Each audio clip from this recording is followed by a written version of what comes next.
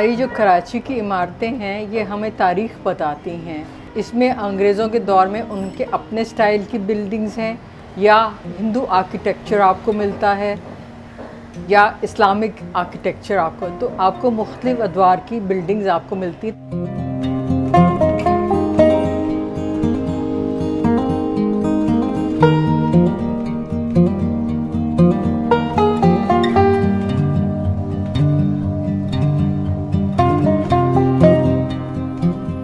Thank you.